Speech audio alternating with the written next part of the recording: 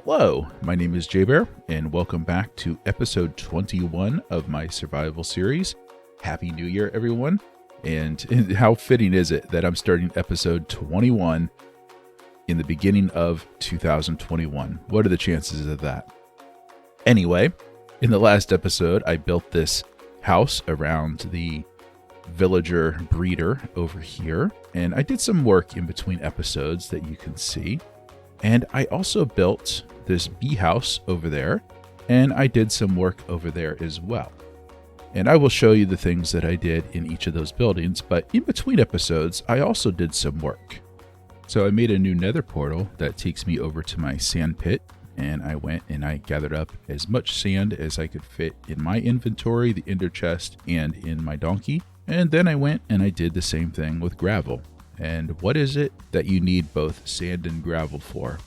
Well, I needed some concrete because, as you'll see, I put an addition onto the back of the house where the villagers are in the villager breeder. And maybe you'll think I went a little bit crazy here, but I had this very nice traditional looking house. And I figured, you know what, if somebody was to put an addition on this, what is one of the most crazy additions that we could possibly add on to it?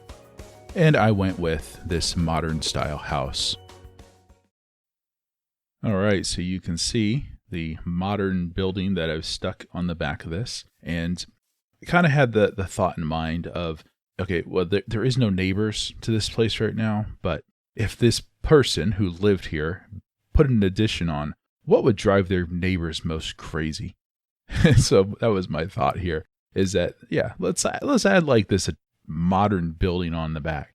But it kind of gives the idea of there's a crazy experiment type thing going on in here with these villagers, and maybe like a super villain type of thing going on with this container they're in. I don't know. So I just kind of went with that idea and just the devious thought of somebody building this addition onto their house of like, what can we do to drive the neighbors crazy type of idea.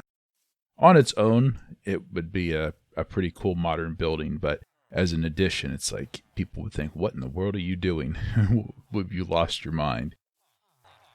I did a black and white tile floor. And if we come over into here, this is just right now empty basement. I just wanted to kind of clear things out down below.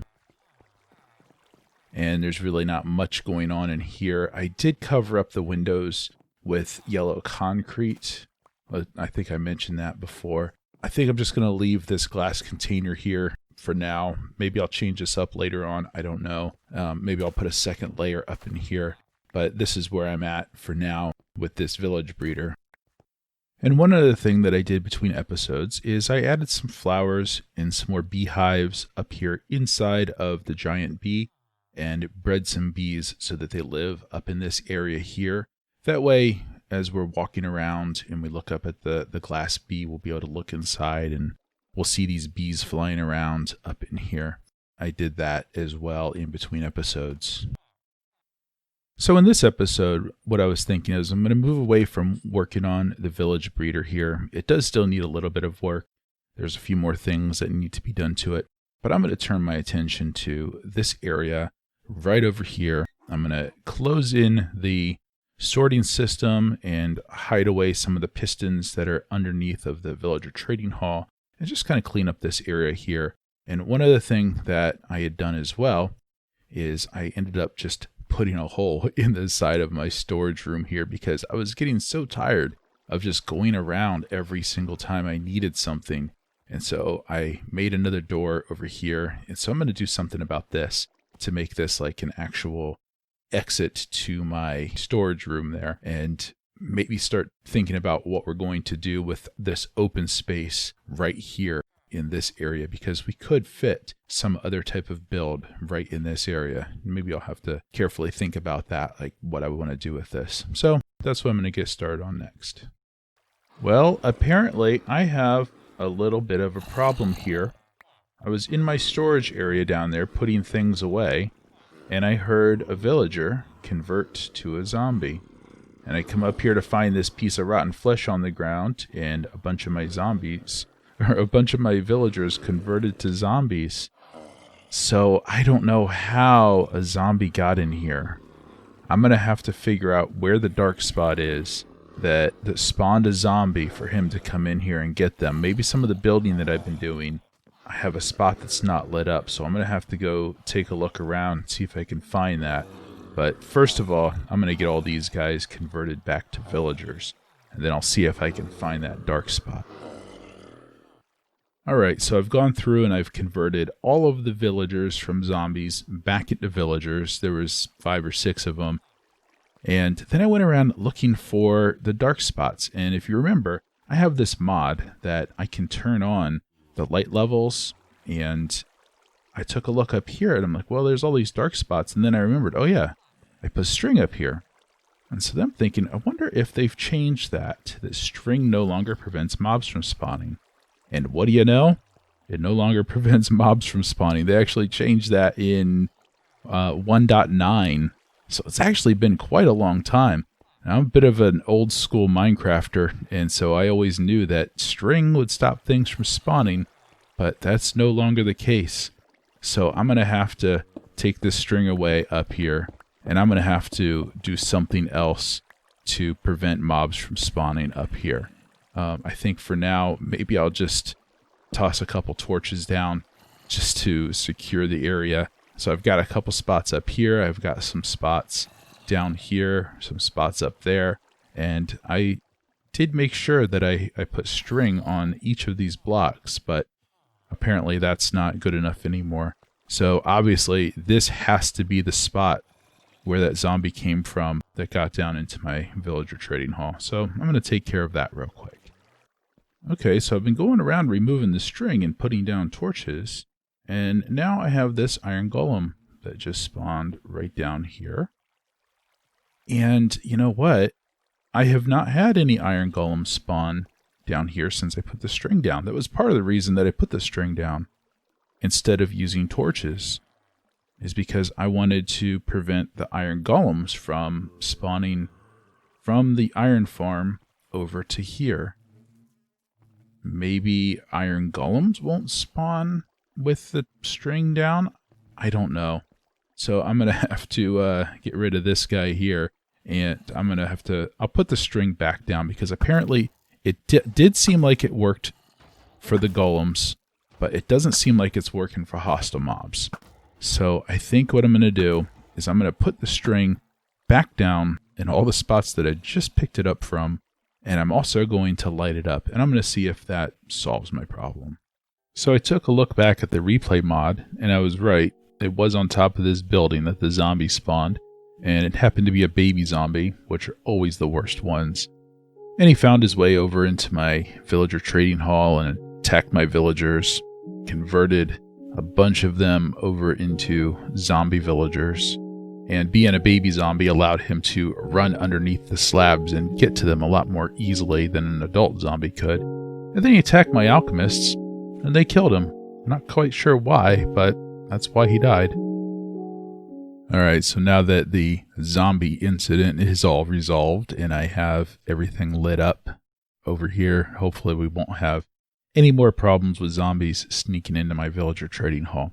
And thankfully, I play on hard, because if I didn't play on hard, it could have killed those villagers instead of just converting them into zombies. And it's easy to convert them back. Well, I also put this wall up around the back of the sorting system here, and I put a little bit of a area here leading into my storage system. And I closed up this area here underneath of the villager trading hall. I know it's kind of plain looking right now, but it's better than what we had before, where everything was just open and kind of awful looking. So I, of course, need to do some more with this here and make this look a little bit nicer than it does than just a big flat wall. And I will work on that eventually. But right now, what I'm going to do, something I mentioned in my last episode, I just didn't have time to do all of the building that I had wanted to do in the last episode. So I'm going to put up a building around the Melon and Pumpkin farm here. I have some orange and green and white concrete and some glass, and I'm going to make something out of that. I don't quite know what yet. I will figure that out as I'm going and see if I can come up with a design that I like. Maybe I will switch to something else. Maybe I won't like those colors, but it seemed kind of appropriate. Pumpkins and melons are green and orange, so I thought that would be what I would use for this building. So I'm going to get started on that and we'll see how it goes.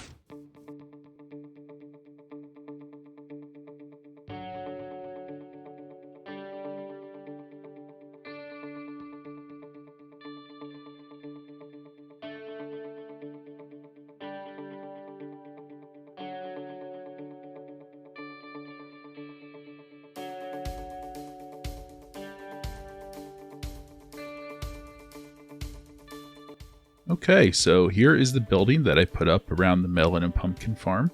Pretty simple, but I've got the green and the orange in there, and I've got these cute little pumpkins and melons up on top. It's a little bit difficult to take something that is, 8 pixels wide and turn it into something that's 3 pixels wide, but I think it kind of gives you the idea of what's going on inside this building. And if we take a look up close here, we can still see inside, and we can see the minecart going back and forth. And then up here, we can still see where the melons and pumpkins grow. I wanted to keep that aspect of it because I do like being able to see inside of the farms and see what's going on. Even though we don't come over here and check it out all that often, it is nice to have that ability to take a look inside and see the redstone and stuff like that, and just be able to see the functionality of it while making it look kind of nice from the outside. And as far as lighting it up goes, right now I've just got torches because there's really no better option. I mean, I guess I could figure out a way to hide some glowstone or something underneath of carpet, especially up on top of the melons. I think I will do that because it will be very easy to do that on top of the melons. But on top of the pumpkins, I really can't do anything other than just stick a torch on the back. And kind of the same thing along here, because the glowstone would end up being visible along the side. So I don't know, I'll have to try experimenting a little bit, see if I can find some way to do some hidden lighting up here, but I need to make sure I don't have any mobs spawning up on top of this thing. And now that I have the building for the melons and pumpkins done, I'm going to come over here and I'm going to put a little building around all of this mess that I have going on here with the smelter for the dried kelp and the area here that switches it back and forth between bone meal mode and dried kelp mode. So I'm going to put some type of building around this as well that's going to kind of just connect into this building. So I'm probably going to do something a little more industrial and brick looking in this area here.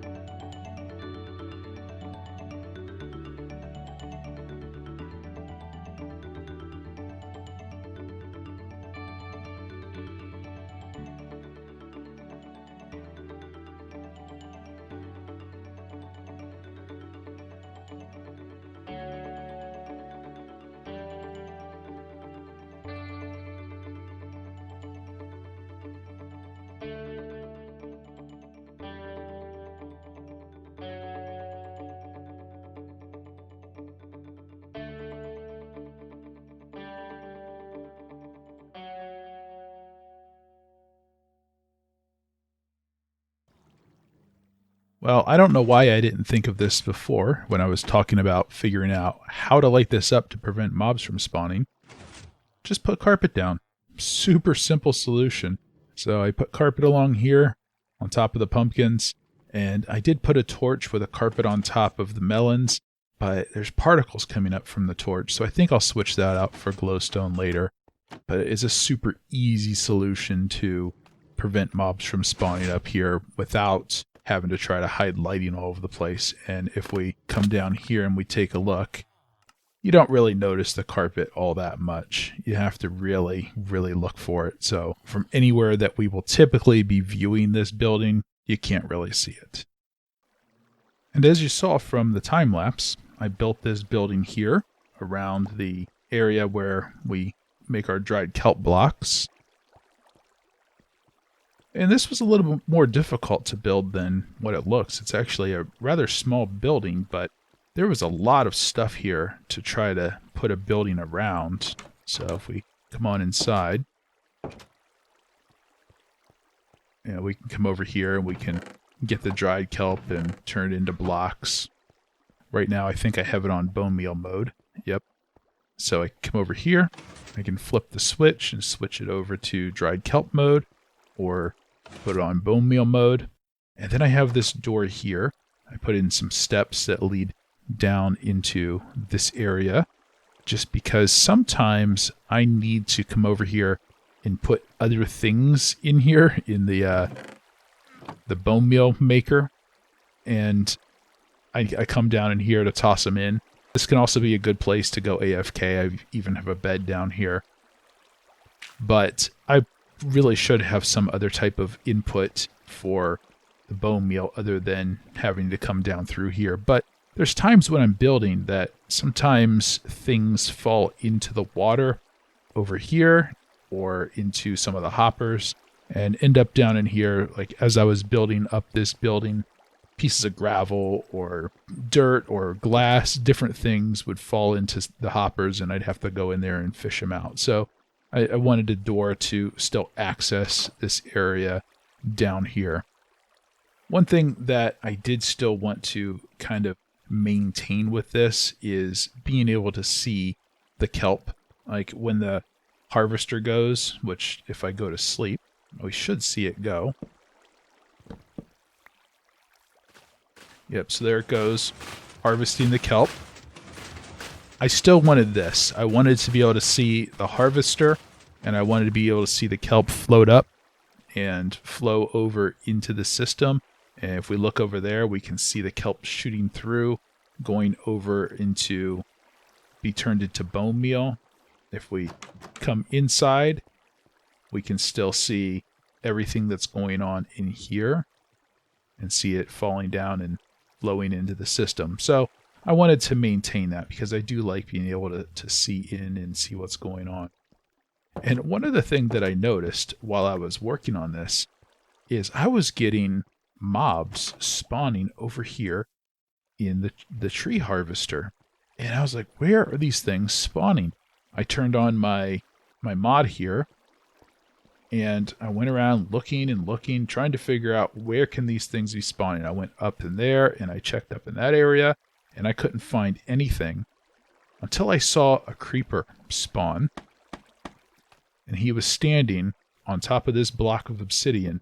And so if I break that torch, you can see that has a light level of 4, which means mobs can spawn there. And so I just put a torch on there for now. It's really not that big a deal, but I really don't want mobs wandering around in this area. So that's something else that I needed to take care of while I was building and working over in this area. And this is the view from the backside. There is no door over on this side, and maybe I will put one in here eventually, because it does kind of totally block off this side of my world, that if I want to come over here, I have to go all the way around instead of just cutting through this building. So maybe I'll put a door over here someplace eventually as well. But anyway, that is all I have time for in this episode. So did a couple things in this episode. We had to rescue our villagers that got turned into zombies. We built the building around the Melon and Pumpkin farm, did some beautification of the back of the multi-sorter, and then we built this building here. And so if you like this episode, please click the like button and leave a comment. And if you haven't subscribed, please subscribe, and I'll see you next time.